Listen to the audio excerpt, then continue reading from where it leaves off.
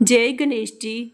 सबसे पहले तो प्रथम पूज्य देवता गणपति जी को नमस्कार है। संतोषी माता जी को भी नमस्कार है। जय संतोषी माता। अब मैं संतोषी माता की व्रत कथा कहती हूँ, आप ध्यान से सुनिए। एक बुढ़िया थी, उसके 7 बेटे थे। उन बेटों में से 6 कमाने वाले थे, जबकि एक निकम्मा था। बुढ़िया 6 बेटों की रसोई बनाती, भोजन कराती और उनसे जो कुछ जूठन बचती वह 7वें को दे देती। एक दिन वह पत्नी से बोला, देखो मेरी माँ को मुझ पर इतना प्रेम है। वह बोली, क्यों नहीं, सबका झूठा जो आपको खिलाती है। वह बोला, नहीं, ऐसा नहीं हो सकता है। मैं जब तक आँखों से ना देख लूँ मान नहीं सकता। बहू हंसकर बोली, देख लोगे तब तो मानोगे। कुछ दिन बाद त्योहार आया। घर में 7 प्रकार के भोजन और चूरमे के लड्डू बने। वह जांचने के लिए सिर दुखने का बहाना कर पतला वस्त्र सिर पर ओढ़े रसोई घर में सो गया। वह कपड़े में से सब देखता रहा। 6 भाई भोजन करने आए। उसने देखा माँ ने उनके लिए सुंदर आसन बिछा, नाना प्रकार की रसोई परोसी और आग्रह करके उन्हें जमाया। वह देखता रहा। 6 भोजन करके उठे, तब माँ ने उनकी जूठी थालियों में से लड्डुओं के टुकड़े उठाकर एक लड्डू बनाया। जूठन साफ कर बुढ़िया माँ ने उसे पुकारा, बेटा 6 भाई भोजन कर गए, अब तू ही बाकी है, उठ, तू कब खाएगा। वह कहने लगा, माँ मुझे भोजन नहीं करना, मैं अब परदेश जा रहा हूँ। माँ ने कहा, कल जाता हो तो आज चला जा। वह बोला, हाँ माँ, आज ही जा रहा हूँ। यह कहकर वह घर से निकल गया। चलते समय पत्नी की याद आ गई। वह गौशाला में उपले थाप रही थी। वहाँ जाकर वह बोला, हम जावे परदेश आवेंगे कुछ काल, तुम रहियो संतोष से धर्म अपनो पाल। वह बोली, जाओ पिया आनंद से, हमारो सोच हटाए, राम भरोसे हम रहें, ईश्वर तुम्हें सहाय। 2 निशानी आपन देख धरू मैं धीर, सुधीमती हमारी बिसारियो, रखियो मन गंभीर। वह बोला, मेरे पास तो कुछ भी नहीं है, यह अंगूठी है, सो ले और अपनी कुछ निशानी मुझे दे। वह बोली, मेरे पास क्या है, यह गोबर भरा हाथ है। यह कहकर उसकी पीठ पर गोबर के हाथ की थाप मार दी। वह चल दिया। चलते चलते दूर देश पहुंचा। वहाँ एक साहूकार की दुकान थी। वहाँ जाकर कहने लगा, भाई मुझे नौकरी पर रख लो। साहूकार को ज़रूरत थी, बोला, रह जा। लड़के ने पूछा, तनख्वाह क्या दोगे। साहूकार ने कहा, काम देखकर दाम मिलेंगे। साहूकार की नौकरी मिली। कुछ दिनों में दुकान का सारा लेन देन, हिसाब किताब, ग्राहकों को माल बेचना, सारा काम करने लगा। साहूकार के 7-8 नौकर थे। वे सब चक्कर खाने लगे कि यह तो बहुत ही होशियार बन गया। सेठ ने भी काम देखा और 3 महीने में ही उसे आधे मुनाफे का हिस्सेदार बना लिया। वह कुछ वर्ष में ही नामी सेठ बन गया और मालिक सारा कारोबार उस पर छोड़कर चला गया। इधर उसकी पत्नी को सास ससुर दुख देने लगे। सारी गृहस्थी का काम करा के उसे लकड़ी लाने के लिए जंगल में भेजते। इस बीच घर के आटे से जो भूसी निकलती उसकी रोटी बनाकर रख दी जाती और फूटे नारियल की नरेली में पानी दिया जाता। एक दिन वह लकड़ी लेने जा रही थी। रास्ते में बहुत सी स्त्रियां संतोषी माता का व्रत करती दिखाई दी। वह वहां खड़ी होकर कथा सुनने लगी और पूछा, बहनों, तुम किस देवता का व्रत कर रही हो और उसके करने से क्या फल मिलता है? यदि तुम इस व्रत का विधान मुझे समझाकर कहोगी तो मैं तुम्हारा बड़ा एहसान मानूंगी। तब उनमें से एक स्त्री बोली, सुनो, यह संतोषी माता का व्रत है। इसके करने से निर्धनता, दरिद्रता का नाश होता है और जो कुछ मन में कामना हो सब संतोषी माता की कृपा से पूरी होती है। तब उसने उनसे व्रत की विधि पूछी। वह भक्तनी स्त्री बोली, 1.25 आने का गुड़ चना लेना, इच्छा हो तो 5.25 आने का लेना, या 1.25 रुपये का भी सहूलियत के अनुसार लाना। बिना परेशानी और श्रद्धा व प्रेम से जितना भी बन पड़े सवाइया लाना। प्रत्येक शुक्रवार को निराहार रहकर कथा सुनना।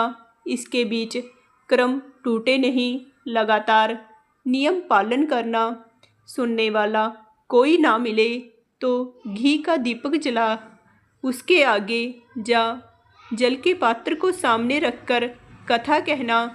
जब तक कार्य सिद्ध ना हो नियम पालन करना और कार्य सिद्ध हो जाने पर व्रत का उद्यापन करना। 3 मास में माता फल पूरा करती है। यदि किसी के ग्रह खोटे भी हों तो भी माता वर्ष भर में कार्य सिद्ध कर देती है। फल सिद्ध होने पर उद्यापन करना चाहिए, बीच में नहीं। उद्यापन में 2.5 सेर आटे का खाजा तथा इसी परिमाण से खीर तथा चने का साग करना। 8 लड़कों को भोजन कराना। जहाँ तक मिले देवर, जेठ, भाई बंधु के हों। ना मिले तो रिश्तेदारों और पास के पड़ोसियों को बुलाना, उन्हें भोजन करा यथाशक्ति दक्षिणा दे माता का नियम पूरा करना। उस दिन घर में खटाई ना खाना। यह सुन बुढ़िया के लड़के की बहू चल दी। रास्ते में लकड़ी के भोज को बेच दिया और उन पैसों से गुड़ चना लेकर माता के व्रत की तैयारी कर आगे चली और सामने मंदिर देखकर पूछने लगी, यह मंदिर किसका है? सब कहने लगे कि संतोषी माता का मंदिर है। यह सुनकर माता जी के मंदिर में जाकर चरणों में लौटने लगी। दीन हो विनती करने लगी, माँ, मैं निपट अज्ञानी हूँ, व्रत के कुछ भी नियम नहीं जानती, मैं दुखी हूँ। हे माता जगत जननी, मेरा दुख दूर कर, मैं तेरी शरण में हूँ। माता को दया आई। एक शुक्रवार बीता कि दूसरे को उसके पति का पत्र आया और तीसरे शुक्रवार को उसका भेजा हुआ पैसा आ पहुँचा। यह देख जेठ जेठानी मुँह सिकोड़ने लगे। लड़के ताना देने लगे कि काकी के पास पत्र आने लगे, रुपए आने लगे, अब तो काकी की खातिर बढ़ेगी। बेचारी सरलता से कहती, भैया कागज़ आवे रुपया आवे, हम सब के लिए अच्छा है। ऐसा कहकर आंखों में आंसू भरकर संतोषी माता के मंदिर में आ मातेश्वरी के चरणों में गिरकर रोने लगी। माँ, मैंने तुमसे पैसा कब मांगा है? मुझे पैसे से क्या काम है, मुझे तो अपने सुहाग से काम है। मैं तो अपने स्वामी के दर्शन मांगती हूँ। तब माता ने प्रसन्न होकर कहा, जा बेटी, तेरा स्वामी आएगा। यह सुनकर खुशी से बावली होकर घर में जा काम करने लगी। अब संतोषी माँ विचार करने लगी, इस भोली पुत्री को मैंने कह तो दिया कि तेरा पति आएगा, लेकिन कैसे? वह तो इसे स्वप्न में भी याद नहीं करता। उसे याद दिलाने को मुझे ही जाना पड़ेगा। इस तरह माताजी उस बुढ़िया के बेटे के पास जा स्वप्न में प्रकट होकर कहने लगी, साहूकार के बेटे सो रहा है, जा जागता है। वह कहने लगा, माता सोता भी नहीं जागता भी नहीं हूँ, कहो क्या आज्ञा है। माँ कहने लगी, तेरे घर बार कुछ है कि नहीं? वह बोला, मेरे पास सब कुछ है, माँ बाप है, बहू है, क्या कमी है? माँ बोली, भोले पुत्र, तेरी बहू घोर कष्ट उठा रही है। तेरे माँ बाप उसे परेशानी दे रहे हैं। वह तेरे लिए तरस रही है, तू उसकी सुध ले। वह बोला, माताजी यह तो मालूम है, परंतु जाऊं तो कैसे? परदेश की बात है, लेन देन का कोई हिसाब नहीं, कोई जाने का रास्ता नहीं आता, कैसे चला जाऊं? माँ कहने लगी, मेरी बात मान, सवेरे नहा धोकर संतोषी माता का नाम ले, घी का दीपक जला, दंडवत कर, दुकान पर जा बैठ। देखते देखते सारा ही लेन देन चुक जाएगा, जमा किया माल बिक जाएगा। सांझ होते होते धन का भारी ढेर लग जाएगा। वह अगले दिन सुबह जल्दी उठा। उसने अपने मित्र, बंधुओं, परिचितों से स्वप्न में माता द्वारा कही गई बात कह सुनाई। वे सब उसकी बात सुनकर उसका मजाक उड़ाने लगे। वे कहने लगे कि कहीं कभी सपने की बात भी सच्ची होती है। एक बूढ़ा व्यक्ति बहुत ही समझदार था। वह बोला, देखो भाई, मेरी बात मानो, इस तरह सच जा झूठ कहने के बदले देवता ने जैसा कहा है वैसा ही करना, तेरा क्या जाता है। अब बूढ़े की बात मानकर संतोषी माता को दंडवत प्रणाम कर घी का दीपक जला दुकान पर जा बैठा। थोड़ी ही देर में देने वाले रुपए लाने लगे, लेने वाले हिसाब लेने लगे। कोठे में भरे सामान के खरीदार नकद दाम दे सौदा करने लगे। शाम तक धन का भारी ढेर लग गया। मन में माता जी का नाम ले, चमत्कार देख प्रसन्न हो घर ले जाने के लिए गहना, कपड़ा आदि सामान खरीदने लगा। जहाँ काम से निपट तुरंत घर को रवाना हुआ। उधर उसकी पत्नी जंगल में लकड़ी लेने जाती है। लौटते वक्त माता जी के मंदिर में विश्राम करती। वह तो उसके प्रतिदिन रुकने का जो स्थान ठहरा। धूल उड़ती देख वह माता जी से पूछती है, हे माता, यह धूल कैसे उड़ रही है? माता कहती है, हे पुत्री, तेरा पति आ रहा है। अब तू ऐसा कर, लकड़ियों के 3 गट्ठर बना ले। एक नदी के किनारे रख, और दूसरा मेरे मंदिर पर, और तीसरा अपने सिर पर रख। तेरे पति को लकड़ियों का गट्ठर देख मोह पैदा होगा। वह यहाँ रुकेगा, नाश्ता पानी खाकर माँ से मिलने जाएगा। तब तू लकड़ियों का बोझ उठाकर जाना और चौक में गट्ठर डालकर जोर से आवाज़ लगाना, लो सासू जी, लकड़ियों का गट्ठर लो, भूसे की रोटी दो, नारियल के खेपड़े में पानी दो, आज मेहमान कौन आया है। माता जी से बहुत अच्छा कहकर उसने प्रसन्न मन से लकड़ियों के 3 गट्ठर बनाए, एक नदी के किनारे पर और एक माता जी के मंदिर पर रखा। इतने में मुसाफिर आ पहुंचा। सूखी लकड़ी देख उसकी इच्छा उत्पन्न हुई कि हम यहीं पर विश्राम करें और भोजन बनाकर खा पीकर गांव जाएं।